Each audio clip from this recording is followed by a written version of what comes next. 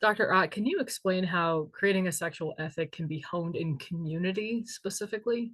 We tend to think that these are private thoughts, right? Or things that individuals should figure out for themselves. But how is it preferable for youth to suss this out together? Well, I think this might even go back to what we were talking about the definition of sexuality, as we think about sexuality much more broadly than just behaviors you engage in or orientation or identity. One of my favorite definitions for sexuality is called the circles of sexuality that many sexuality educators use.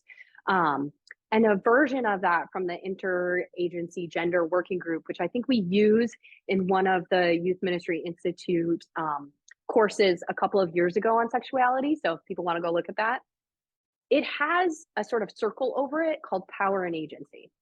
And it's to suggest that how we understand our sexuality is always going to be a negotiation of power and agency. That will happen on an individual level, on an interpersonal level, but it also happens on a social level.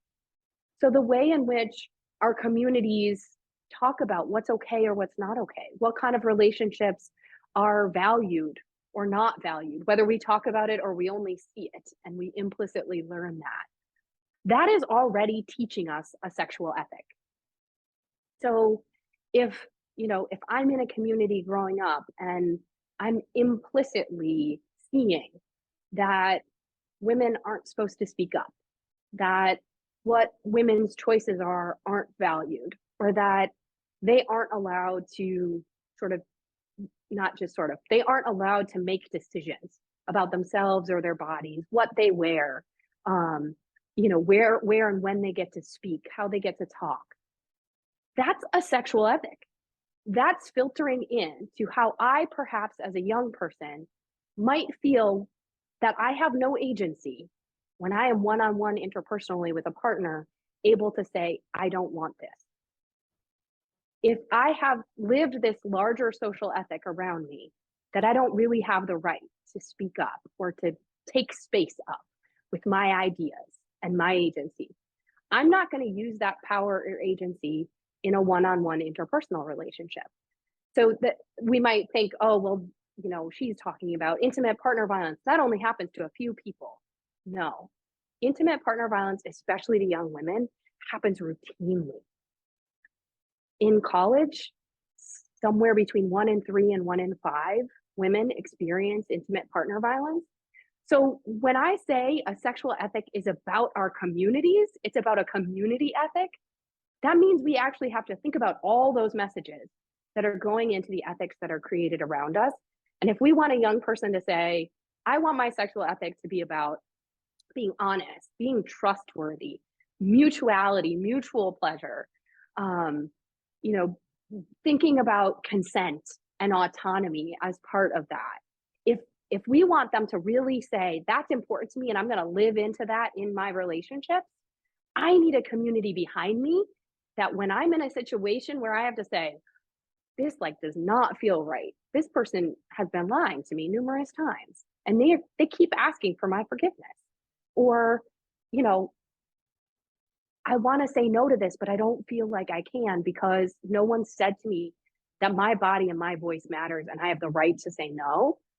We need a community and a community ethic that holds us, that gives us that support and that power. So power and agency isn't just about one-on-one or just about me, but it's about the community from which I can gather that power. And I think our faith communities can be that place.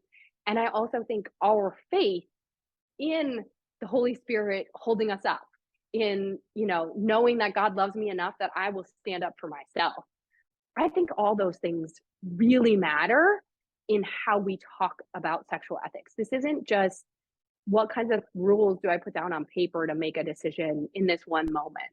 It's about how we live as a community together and how all of that's going to come together in that moment when I make a decision. Yeah. I love that you brought in our Christian community and our Christian tradition as a whole on this. I mean, the Bible is awfully juicy with sexually explicit stories, but there's also a deep and abiding sense of love and of our inherent self-worth as beloved children of God made in God's image that is infused in our tradition and in our history and in our ongoing story, right? So that strikes me as particularly relevant for this conversation.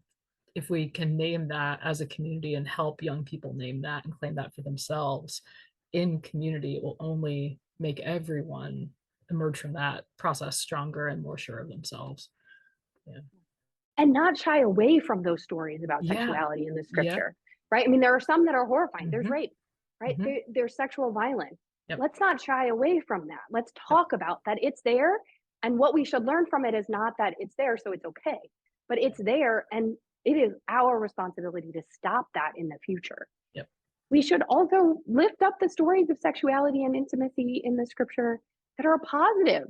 You Hmm. know, I think I always had the youth group read Song of Songs on Valentine's Day. I made them read it aloud, do dramatic Yep. readings.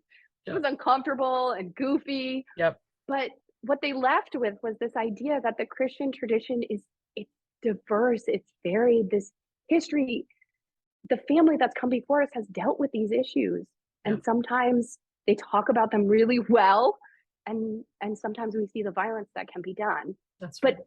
it is part of our tradition, and we should talk about it, which is a way to Yeah. open the door to these conversations based in scripture. And I think you're right that it then leads us to saying, what is the ethic we want going forward, right? If we think about, you know, Jesus in the gospels, how does Jesus deal with intimacy, deal, you know, for example, in these moments of sexual violence or adultery or things like that, right? How do we want to model that in our own communities?